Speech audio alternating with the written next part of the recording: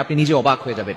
মধ্যরাত, এই রাতটা হচ্ছে রাতের শেষ অংশে যদি আপনার চোখ খুলে যায় তাহলে মনে করবেন আল্লাহ তাআলা আপনাকে সফলতার দ্বার প্রান্তে পৌঁছে দেওয়ার জন্য আপনার চোখটাকে খুলে দিয়েছেন। কিন্তু দুঃখজনক হলেও সত্য, আমরা অনেকেই রাতের বেলা হঠাৎ করে চোখ খুলে গেলে অথবা ঘুম ভেঙে গেলে কিন্তু আমরা আল্লাহকে স্মরণ করি না।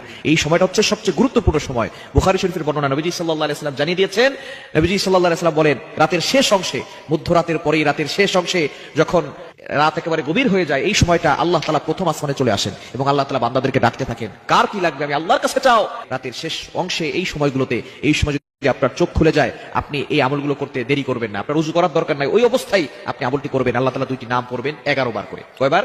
এবং দুইটি নাম পড়ার আগে আপনি 3 বার দুরূদ শরীফ পড়বেন। দুরুদের ভিতরে সর্বশ্রেষ্ঠ দুরুদ হচ্ছে দুরুদ ইব্রাহিম। এই দুরুদটি বেশি বেশি পড়ার চেষ্টা করবেন। আল্লাহুম্মা সাল্লি আলা মুহাম্মাদ ওয়া আলা আলি মুহাম্মাদ কামা সাল্লাইতা আলা ইব্রাহিম ওয়া আলা আলি ইব্রাহিম ইন্নাকা হামিদুম মাজিদ। আল্লাহুম্মা বারিক আলা মুহাম্মাদ ওয়া আলা আলি মুহাম্মাদ কামা বারাকতা আলা ইব্রাহিম ওয়া আলা